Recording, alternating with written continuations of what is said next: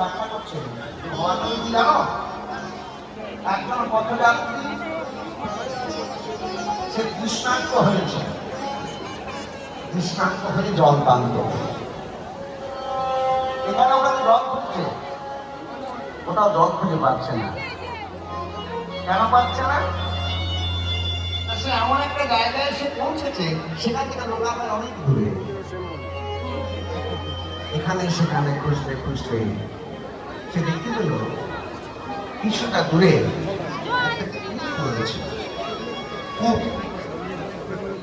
কূপের কাছে গিয়ে লক্ষ্য করলো কূপের অনেক পরে মনে হচ্ছে জল আছে। আরেকটু ভালো করে লক্ষ্য করলো না, কূপে জল নেই, বরং দেখছে একটা শব্দ পাওয়া যায়।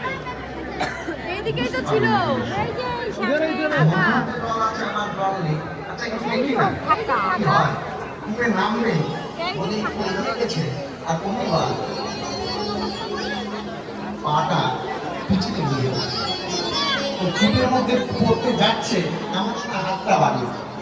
আর যে হাতটা বাড়িয়েছে কূপের পাশেই ছিল একটা বটবৃক্ষ, তার একটা ছোট্ট লম্বা ডাল ওই কূপের পাশ দিয়ে গেছে, ওই ডালটি সে ধরেছে চেপে। এখন কি অবস্থা? দুই হাতে ওই বটবৃক্ষের ডালটা ধরে ঝুলছে কোথায়?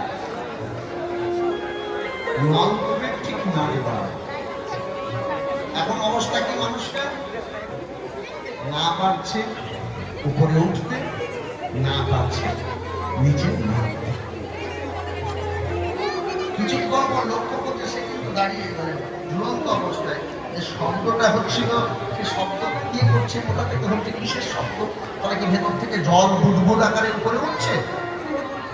আরেকটু ভালো করে লক্ষ্য করলেন, তার মানে দেখছেন না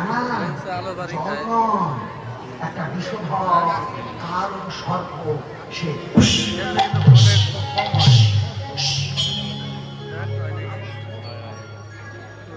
উপরের দিকে চাইছে, নিচে সর্প, বিষধর সর্প একশো বলেই ভবনীলা সঙ্গ।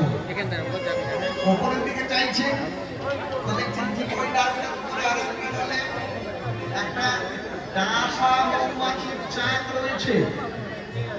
যেই ডালটা ধরে ঘুরেছে একটা ঝাঁকুনি হয়েছে, কম্পন হয়েছে, ভ্রমরগুলো সব এদিক ওদিক উড়ে বেড়াচ্ছে।